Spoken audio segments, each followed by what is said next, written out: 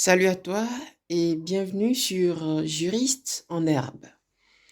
Avant d'entrer dans les détails de la présentation de cette chaîne, je me présente, appelle-moi l'apprenant. Eh bien, je suis étudiant en master première année droit international des affaires à la faculté de droit de Tanger au Maroc. Avant de t'informer de la raison d'être de cette chaîne, je me permets de te parler d'où m'est venue l'idée de sa création. Quand j'ai reçu il y a un mois le message de mon admission en master, dans la foulée, j'ai commencé à me questionner sur les moyens que je vais mettre en place pour le réussir. Du coup, je m'étais mis à me rappeler mes expériences de mes 3 années de licence de droit, à savoir mes méthodes de travail, de prise de notes, d'assimilation des notions de cours, comment je cherchais de la documentation, comment je préparais mes exposés. Et j'ai eu en même temps conscience que les méthodes de travail ne vont pas être les mêmes, que le rythme aussi serait différent, qu'il y aura beaucoup de changements et plus d'efforts à fournir. J'ai commencé à rassembler mes idées, à mettre en place les méthodes que je vais employer durant les 2 années de licence, enfin plutôt de master. Et d'un coup, je me suis posé la question suivante. Pourquoi ne pas, pourquoi ne pas faire profiter mes expériences de la licence aux étudiants qui sont en année de licence actuellement? Et je ressentais un fort désir, voire même une vocation de produire des contenus de droit entremêlés des notions d'économie à destination des étudiants en droit et en économie. Économie parce que le droit entretient un lien très fort avec elle, donc avec l'économie, je veux dire, d'où une économie ne saurait mieux se porter sans le droit en tant que règle et pratique juridique qui l'organise et la protège. Donc, vous l'aurez compris, cette chaîne a pour but de divulguer des méthodes de travail d'un apprenti juriste, de la protection des contenus de droit et d'analyse des rapports qu'entretiennent le droit et l'économie.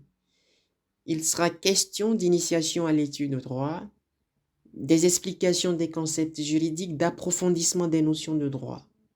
Il y aura des exposés, des analyses et des commentaires sur des actualités principalement juridiques et secondairement celles économiques. Tu sais, pendant mes 3 années de licence de droit, j'ai commis certaines erreurs que j'aurais pu éviter. Et cette chaîne est aussi celle de prévention d'avertissement contre certaines erreurs fatales. Donc, en réalité, je ne dis pas qu'on ne doit pas en commettre, mais on peut en commettre moins ou tout simplement les éviter si on est averti.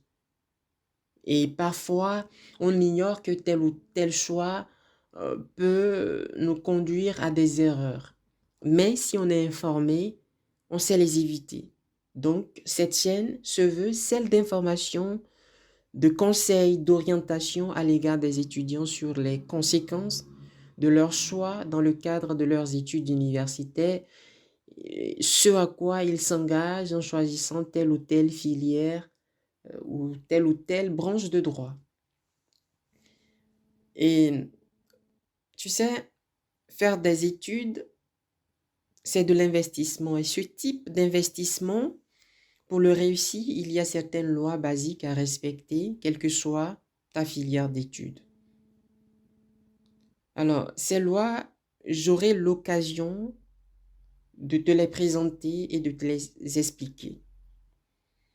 Elles m'ont énormément aidé durant mes études de licence et ce n'est rien d'extraordinaire. Juste, c'est c'est juste des simples habitudes qu'il faut mettre en place. Et c'est ce que moi j'appelle des méthodes de travail. Et celles-ci doivent reposer sur deux piliers fondamentaux, à savoir un projet professionnel clairement défini et la persévérance. Je dis bien un projet professionnel clairement défini et la persévérance. Avoir un but professionnel et se donner les moyens pour acquérir des connaissances et des compétences pratiques qui lui sont indispensables afin de le concrétiser. Et heureusement d'ailleurs que pour l'investissement instructif ou bien pour faire des études, les moyens à mobiliser en grande partie se trouvent à l'intérieur de nous-mêmes, donc à l'intérieur de toi, plus qu'à l'extérieur. Et l'un d'entre eux, c'est la volonté nourrie de la passion. Et la passion, ça se cultive, à mon avis. Et au fond, la passion, c'est quoi? C'est tout simplement l'intérêt qu'on a envers une chose. Et si ce dernier, c'est-à-dire l'intérêt, n'est point nourri, il s'éteint.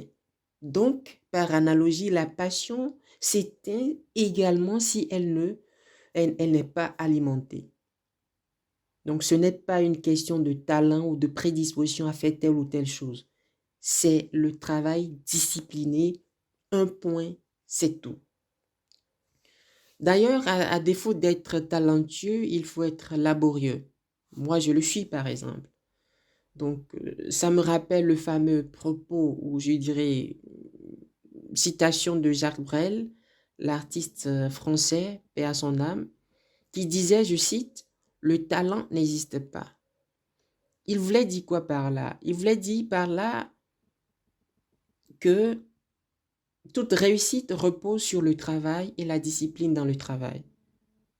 Parce qu'en réalité, pour lui, le talent ne sert à rien sans un minimum d'effort, de travail. Et comme les yeux sans la lumière, ils ne verront pas et deviennent inutiles, bien que tu les as en bon état ou en parfait état. Donc tout ceci pour dire que le travail, c'est ce qui compte. Et tiens, je fais partie de ceux qui pensent qu'il faut apprendre à apprendre. Et donc, je vais partager avec toi les techniques à utiliser pour résumer tes cours, pour les comprendre aisément, pour les réviser et préparer tes examens. Je vais partager avec toi également les méthodes qui m'ont aidé dans le cadre de mes études de licence de droit, comment les mettre en pratique, car tiens-toi bien, tu peux écouter des milliers d'audios ou de vidéos de ce genre si tu ne mets pas en pratique les conseils. Tu ne vas pas réussir. C'est aussi simple que ça. Donc, rien n'est gratuit dans la vie. Donc, tu dois connaître de la pénibilité, faire un minimum d'efforts, de sacrifices, de privation pour en contrepartie réussir dans tes études ou dans toute entreprise. Hein. Voilà, donc comment je prenais mes notes de cours, je m'organisais en début de chaque semestre, à l'approche de mes examens, pendant la période de révision. Bref, mes expériences seront utiles à plus d'un. Pour terminer, permets-moi de te dire ceci. Trouve-toi une méthode de travail et discipline-toi à y tenir. Je répète, trouve-toi une méthode de travail et discipline-toi à y tenir, car au final, c'est ce qui compte. J'apprendrai aussi de vous, donc de toi. Donc ce serait une chaîne d'entraide, de partage et de soutien. Je te remercie d'avoir été attentif à ce propos introductif et à la prochaine pour un audio sur la méthode de travail.